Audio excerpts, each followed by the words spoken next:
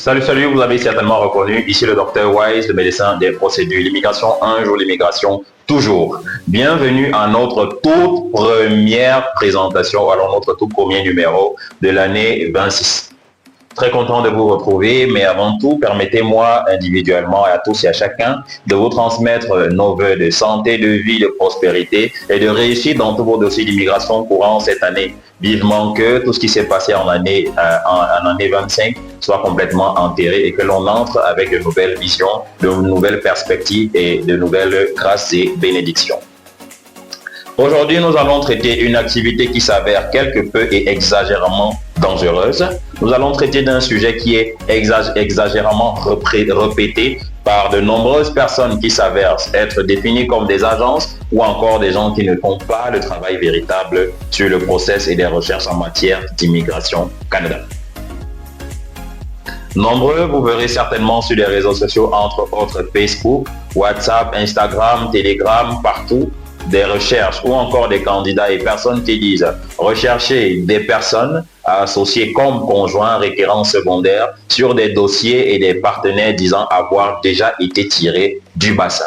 Entre autres, recherche d'un homme, d'une femme, des hommes, des femmes avec ou sans test de langue pour joindre à un potentiel masculin, dossier féminin ayant déjà été tiré des bassins, 399 points, 470 points, points de suspension, ceci en vous demandant de payer des sommes faramineuses et tout.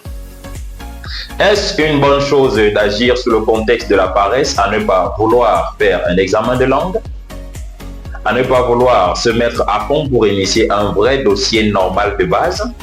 Telle est la question que nous apprêtons à résoudre pour notre numéro de ce jour.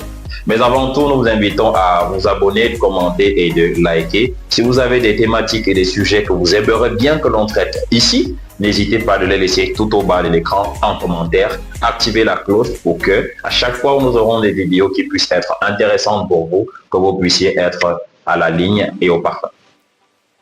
Est-il bien, est-il bon de définir qu'une personne soit tirée d'un bassin en étant déclarée seule, unique, à ajouter des gens, des potentiels requérants secondaires dans leur dossier?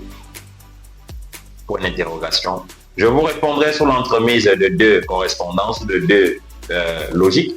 Premièrement, je vous dirais, c'est strictement dangereux de déclarer une personne dans le dossier d'un autre qui dit avoir été tiré du bassin sans avoir fait évaluer le critère de base des deux candidats.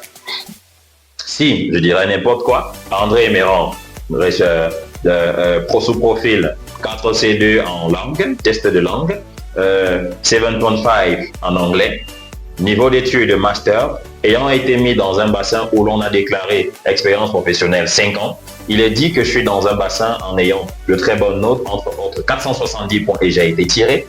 Est-ce qu'il est mieux d'attendre, me resoumettre dans le bassin d'abord avant de joindre un potentiel conjoint? Je vous dirais impérativement oui.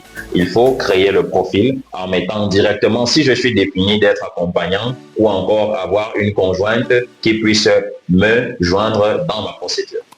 Autant mieux, l'immigration fera cette évaluation et définira véritablement quel est notre pointage logique pour être élu et recevoir une NITEA. Cependant, ceux qui s'amusent à prendre des profils qui ont déjà été tirés et à venir joindre des potentiels conjoints sur le dossier, il y a le module de ce que l'on appelle la misreprésentation qui est un facteur très compliqué qui impose et donne parfois interdiction de territoire à ceux et celles-là qui s'amusent à faire ce genre de choses. Est-ce qu'il est bon de prendre les risques courants 26, à être paresseux, à ne pas vouloir composer des tests de langue, à ne pas vouloir gérer ce qui concerne l'expérience professionnelle, à ne pas vouloir déclarer qui nous sommes, avec quoi est-ce que nous voulons soumettre une procédure à la base et être les paresseux en attendre qu'un profil soit tiré du bassin et venir faire déclarer dessus? Je vous dirais, vous aurez de très gros problèmes. Dans le contexte et les services d'immigration, il y a des notifications et des éléments avec lesquels on ne s'amuse véritablement pas. Lorsque vous l'avez fait et que vous avez défini, par exemple, Un contexte où vous recevez une ITA et vous décidez de déclarer quelqu'un qui ne soit pas lié à votre procédure comme accompagnant ou alors modifier une logique, quitte à ce que, courant votre dossier, vous pouvez déclarer être conjoint de fait, union libre, et que courant la période où vous avez reçu l'ITA, on ne sait pas le nombre de temps que votre dossier a été en cours et que vous venez définir par là que vous vous êtes marié, c'est logique, c'est clair, c'est pragmatique. Cependant, définir dans un premier temps votre profil comme étant célibataire, demandeur, unique, voyageur seul, en déclarant un certain montant, un certain niveau d'études et vos compétences linguistiques. Venir joindre, une fois que vous avez eu l'ITA, un conjoint sur votre dossier devient quelque peu complexe et il faut être véritablement préparé. Je sous-entends ma foi que vous aurez certainement des refus sans toutefois savoir pourquoi est-ce que vous avez obtenu un refus. Vous aurez certainement des interdictions de territoire à cause du principe de la misrepresentation. Ceci dit, nous venons donc tirer une sonnette d'alerte en vous demandant à tous et à chacun de faire excessivement attention avec les différentes offres que vous avez concernant ce principe. Il n'est pas bon, conseillé, défini d'attendre obtenir une invitation avant de déclarer un conjoint. C'est malsain. Ça vous vaut potentiellement une interdiction de territoire, un tant soit peu, pour faux et fraude. Car le profil que vous venez associer après votre ITA ne se définit pas sur l'évaluation de compte ou encore du pointage de ranking score que vous avez obtenu courant votre ITA.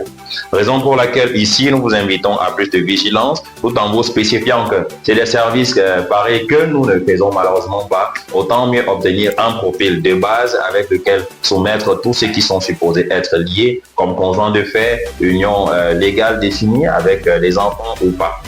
C'est plutôt ça qui est important. Sur ce, nous vous souhaitons de passer une excellente année 2026. Nos vœux de santé, de vie, de prospérité, de réussite dans tous vos projets en vous demandant, courant cette année, soyez vigilants. C'était le Dr Wise, médecin des procédures, l'immigration un jour, l'immigration toujours. À nous revoir d'ici bientôt.